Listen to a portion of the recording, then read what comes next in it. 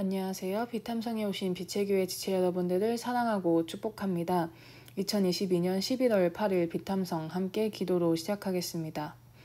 살아계신 하나님 아버지, 오늘 하나님의 말씀을 듣고 기도하게 하심에 감사드립니다. 오늘 비탐성을 통해 오늘 하루를 살아갈 힘을 주시고 그 힘으로 하나님의 뜻에 따라 살아가게 해주세요. 예수님의 이름으로 기도합니다. 아멘. 오늘은 시편 속에서 나의 기도 찾기 두 번째 날입니다. 오늘 우리가 함께 살펴볼 말씀은 시편 9편입니다. 한 절 한 절 차근차근 읽으며 우리의 기도를 찾기 원합니다.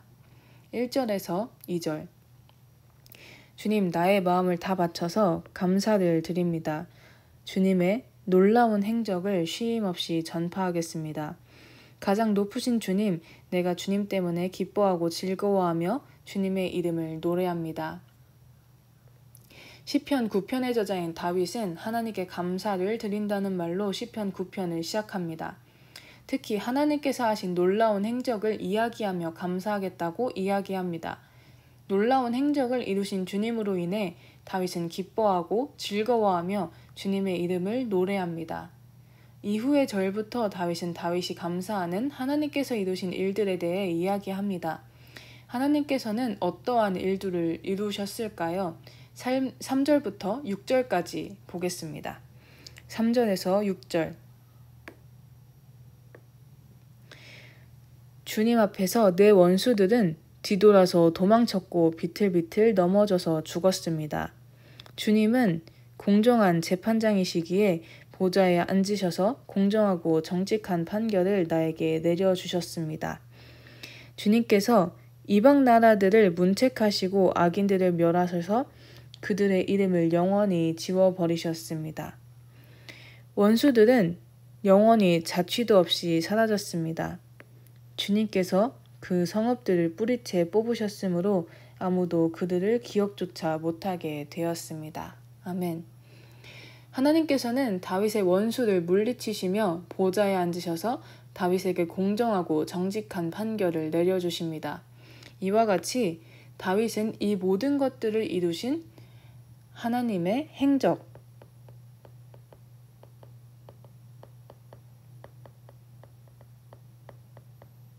하나님의 행적을 밝힙니다.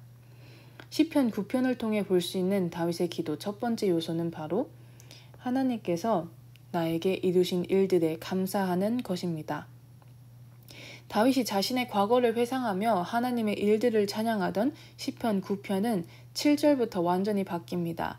다윗은 현재 하나님의 모습을 바라보며 하나님이 어떤 분이신지를 밝히기 시작합니다. 7절에서 10절 그리고 12절. 주님은 영원토록 다스리시며 심판하실 보좌를 견고히 하신다. 그는 정의로 세계를 다스리시며 공정하게 만 백성을 판결하신다. 주님은 억울한 자들이 피할 요새이시며 고난받을 때에 피신할 견고한 성이십니다. 주님을 찾는 사람을 주님께서는 결코 버리지 않으시므로 주님의 이름을 아는 사람들이 주님만 의지합니다. 살인자에게 보복하시는 분께서는 억울하게 죽어간 사람들을 기억하시며 고난받는 사람의 부르짖음을 모른 채 하지 않으신다. 아멘. 하나님은 영원토록 다스리시며 보좌에 앉으신 분이시며 온 백성을 공정하게 판결하시는 분이십니다. 그리고 하나님께서는 하나님을 찾는 사람들 그리고 억울한 사람들을 지키시는 분이십니다. 이것을 통해 알 수 있는 다윗의 기도 두 번째 요소는 하나님의 속성을 이야기하는 것입니다.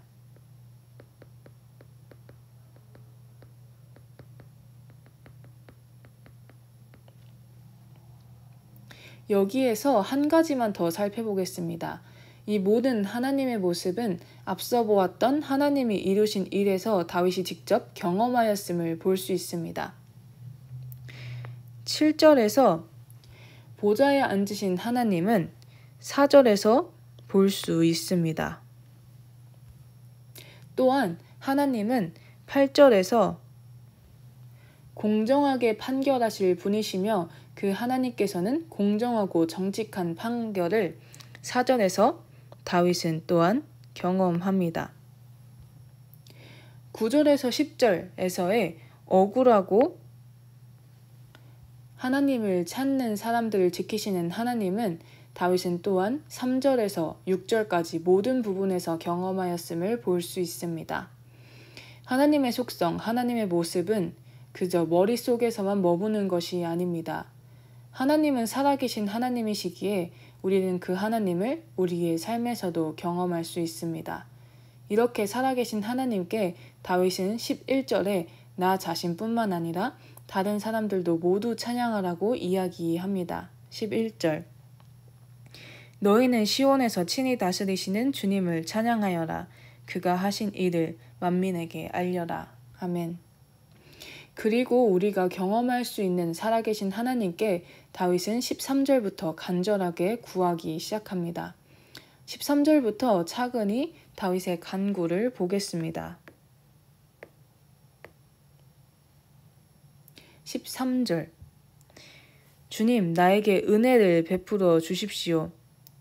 죽음의 문에서 나를 이끌어 내신 주님, 나를 미워하는 자들에게서 받는 고통을 살펴주십시오. 아멘. 다윗은 하나님께 은혜를 베풀어 달라고 구하며 자신의 고통을 살펴달라고 하나님의 관심을 구합니다. 이때 다윗은 하나님께서 자신을 죽음의 문에서 이끌어 주셨음을 기억하며 이에 기반하며 하나님께 구하기 시작합니다.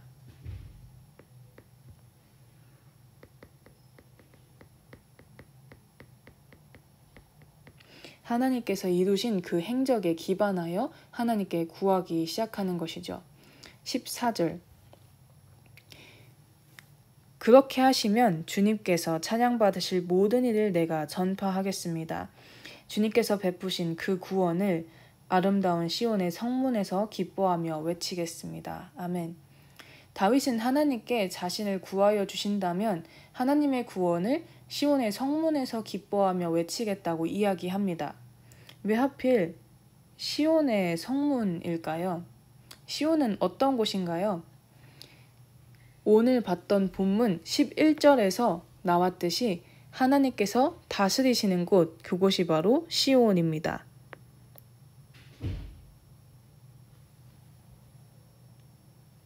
시온의 성문은 시온과 시온이 아닌 곳을 구분짓는 곳입니다.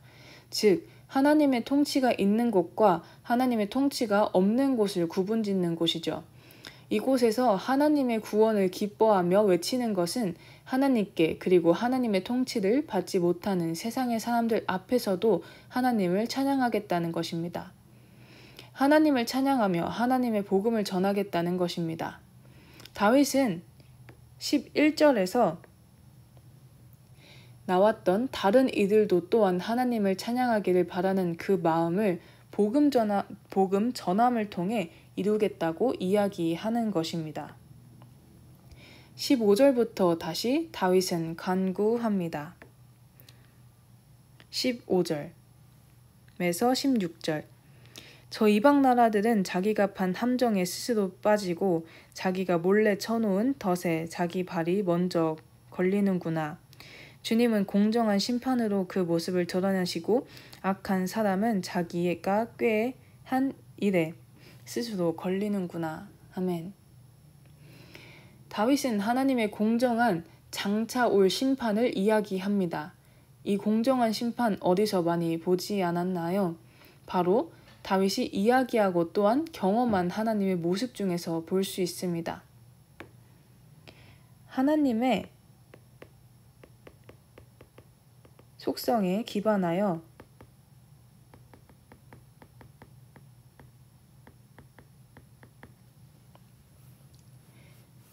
다윗은 하나님께 간구하며 예언하는 것입니다. 또한 옆에 헥가욘이라는 단어가 있습니다. 이 히가욘은 명상입니다. 시편 9편을 읽는 사람들에게 다윗은 하나님께서 이루실 장차 올 심판을 잠잠히 생각하며 마음에 새기라고 이야기하는 것입니다. 우리는 우리 삶 속에서 하나님의 장차 올 심판을 얼마나 마음에 새기며 생각하나요?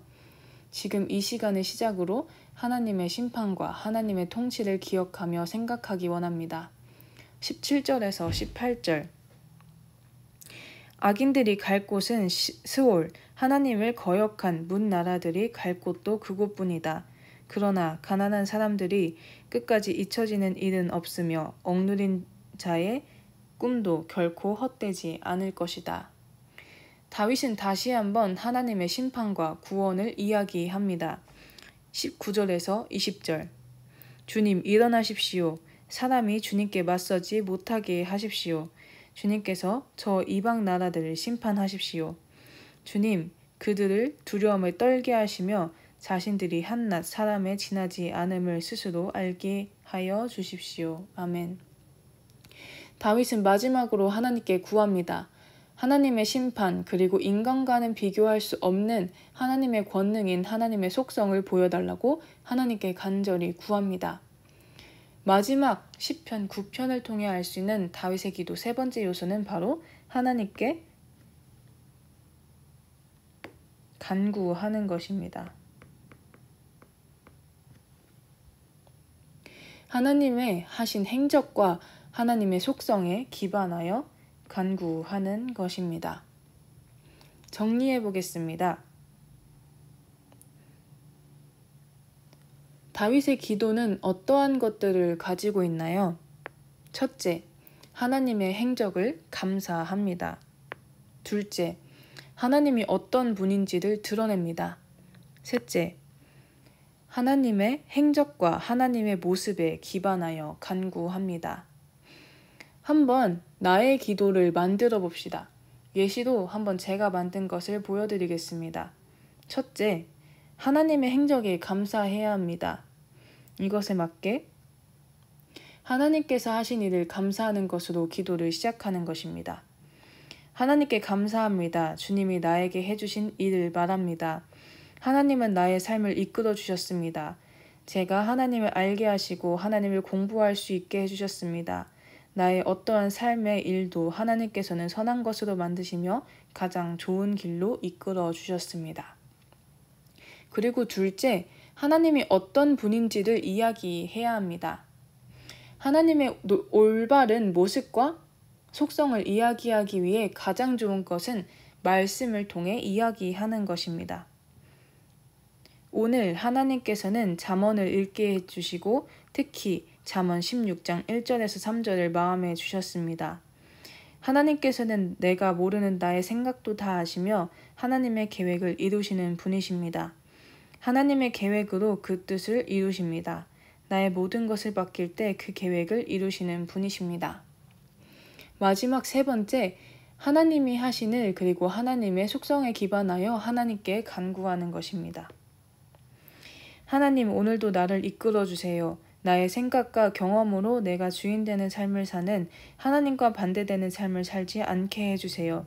나의 삶을 이끄신 하나님은 내가 나의 모든 것을 맡길 때 계획을 이루실 하나님이십니다. 오늘 제가 주님께 온전히 맡기게 해주시며 온전히 맡길 때 주님의 뜻을 이루어 주세요. 아멘. 오늘 우리의 기도를 만들어 보는 것은 어떨까요? 오늘 라이프팀 카톡창에 오늘의 비탐성을 올리기 원하신다면 오늘 시편 9편을 통해 나의 기도를 만들고 그 기도를 하나님께 올리겠습니다 라고 올리시면 될 것 같습니다. 가능하시다면 만드신 기도도 함께 올리신다면 더 좋을 것 같습니다. 오늘은 특별히 제가 기도를 하는 것으로 끝내지 않겠습니다. 기도를 직접 만들어 보시고 그 기도로 오늘의 비탐성을 마치시면 될 것 같습니다. 오늘 하나님 안에서 승리하는 하루가 되시기를 축복하며 기도합니다.